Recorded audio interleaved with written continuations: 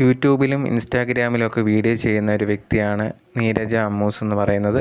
കുറച്ച് നാളുകൾക്ക് മുമ്പ് ഈ ഒരു നീരജയുടെ പേരിൽ ജോലി വാഗ്ദാനം ചെയ്ത് പൈസ അടിച്ചു മാറ്റി എന്ന് പറഞ്ഞൊരു കേസ് ഉണ്ടായിരുന്നു. വിദേശത്ത് ജോലി വാഗ്ദാനം ചെയ്തിട്ടാണ് ഈ ഒരു പുള്ളിക്കാരി പൈസ അടിച്ചു മാറ്റി എന്നൊക്കെ പറഞ്ഞിട്ട് ഇതിനിരയായ ഒരു കാര്യങ്ങൾ പറഞ്ഞിട്ട് വീഡിയോസൊക്കെ സോഷ്യൽ മീഡിയയിൽ വ്യാപകമായിട്ട് വരുന്നുണ്ടായിരുന്നു. ഇപ്പം അതിനെല്ലാത്തിനും മറുപടിയായിട്ട് നീരജ തൻ്റെ യൂട്യൂബ് ചാനൽ എന്താണ് സംഭവിച്ചതെന്നുള്ളൊരു കാര്യം പറഞ്ഞുകൊണ്ട് വീഡിയോ ഇട്ടേക്കുവാണ്. അതാണ് നമ്മളിതിൽ സംസാരിക്കാൻ പോകുന്നത്. നീരജയുടെ ഒരു ഫ്രണ്ട് ഇതേ കണക്ക് UK-യിലുണ്ട്. പുള്ളിക്കാരനുണ്ടെങ്കിൽ ജോലിയൊക്കെ ആവശ്യത്തിനുള്ളതെല്ലാം റെഡിയാക്കി കൊടുക്കുന്നുണ്ട്. തനിക്ക് ആരെങ്കിലും ഇതേ കണക്ക് നാട്ടിൽ അറിയാമെന്നുണ്ടെങ്കിൽ അവർക്ക് ഞങ്ങളെ ഒന്ന് പരിചയപ്പെടുത്തി തരിക, നല്ല രീതിയിൽ ജോലി ഇവിടെ കൊടുക്കുന്നതായിരിക്കും എന്നുള്ളത് നീരജ എടുത്ത് പറഞ്ഞിട്ടുണ്ടായിരുന്നു. നീരജ അത് കേട്ടിട്ട് വാട്സപ്പിൽ ഒരു സ്റ്റാറ്റസ് ഇട്ടിട്ടുണ്ടായിരുന്നു. ഇത് കണ്ടിട്ട് നാട്ടിലുള്ള ഒരു കമ്പനി നീരജയെ കോണ്ടാക്ട് ചെയ്തിട്ട് എത്രമാത്രം സീറ്റ് ഉണ്ട് എന്നുള്ളൊരു കാര്യങ്ങളൊക്കെ ചോദിക്കുന്നു.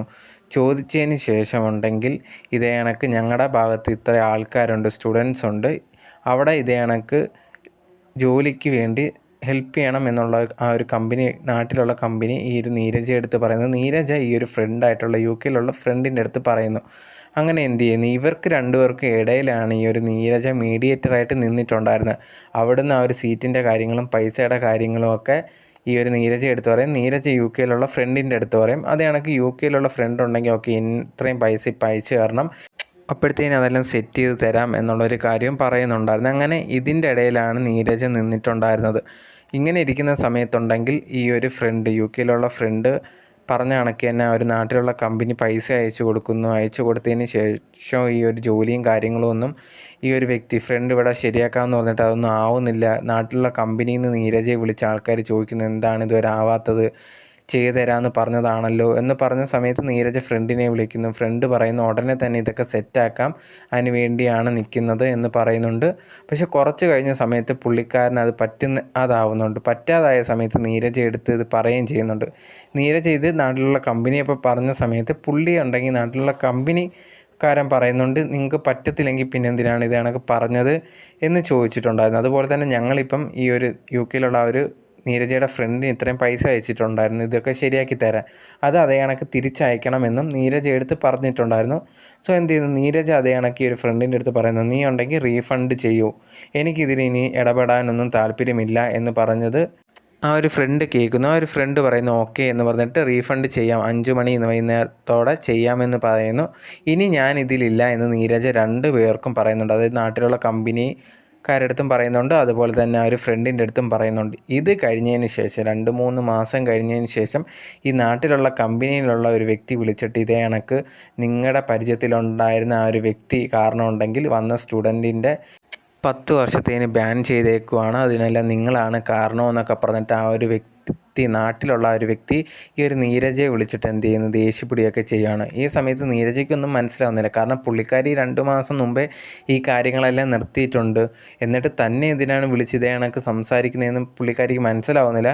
പുള്ളിക്കാരി നേരെ ഉണ്ടെങ്കിൽ അവിടെയുള്ള ഫ്രണ്ടിനെ വിളിക്കുന്നു. എന്താണ് സംഭവം എന്നുള്ളത് ചോദിച്ച സമയത്താണ് ഇവർ ഈ ഒരു നീരജയായിട്ടുള്ള കോണ്ടാക്റ്റ് വിട്ടതിന് ശേഷം ഈ ഒരു നാട്ടിലെ കമ്പനിക്കാരനുണ്ടെങ്കിൽ ഈ ഒരു വ്യക്തിയായിട്ട് നേരിട്ടൊരു സംസാരം നടത്തുന്നു. ഇതേ കണക്ക് ബാക്കിയുള്ള സീറ്റും കൂടെ ആ ഒരു പിള്ളേരെയും കൂടെ അവിടുത്തെ ജോലിക്ക് വേണ്ടി അത് കറക്റ്റാക്കി തരാൻ പറയുന്നു. അതേ കണക്ക് ഈ ഒരു വ്യക്തി അത് ശരിയാക്കാം എന്ന് പറഞ്ഞ് ബാക്കിയുള്ള പൈസയും കൂടെ വാങ്ങിച്ചിട്ട് അവിടെ തന്നെയുള്ള വേറൊരു ഫ്രണ്ടുമായിട്ട് സംസാരിക്കുന്നു, ജോലിയെല്ലാം സെറ്റ് ചെയ്ത് തരാമെന്ന് സംസാരിക്കുന്നു.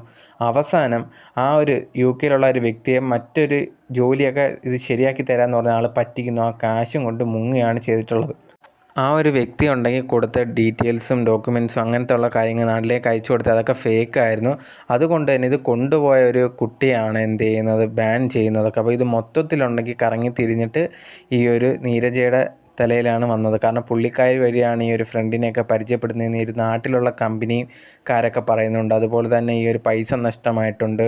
അതുപോലെ തന്നെ പൈസ അങ്ങോട്ട് അയച്ചു കൊടുത്തവർ മൊത്തത്തിലിപ്പം ആലോചിച്ചോണം, ചിലപ്പം വീടൊക്കെ ചിലർ ലോൺ എടുത്തിട്ടായിരിക്കാം ഇതിന് ജോലിയാവാൻ വേണ്ടി അയച്ചു കൊടുക്കുന്നത്, അത് മൊത്തം പറ്റിക്കപ്പെട്ട് ജോലി ആവുന്നില്ല. ഇങ്ങനത്തുള്ള കാര്യങ്ങളൊക്കെ ആയപ്പം ഫുള്ള് നീരജയുടെ തലയിലാണ് വന്നത്. അവസാനം നീരജയാണ് ഇതിനെല്ലാം കാരണമെന്ന് പറഞ്ഞിട്ട് ഒരു കേസും കാര്യങ്ങളൊക്കെ ഫയൽ ചെയ്യാൻ തുടങ്ങി. ഇതിനൊക്കെയാണ് ഇപ്പോൾ റിപ്ലൈ ആയിട്ട് നീരജ് വീഡിയോ ഇട്ടേക്കുന്നത്. ഞാൻ ഇതിലൊന്നും ബാധ്യതയൊന്നുമല്ല. ഞാനുണ്ടെങ്കിൽ ആ ഒരു ചെയ്ത തെറ്റ് ആ സമയത്ത് എനിക്ക് കുറച്ച് ബെനിഫിറ്റ് കിട്ടുമെന്ന് വിചാരിച്ചാണ് ചെയ്തത്.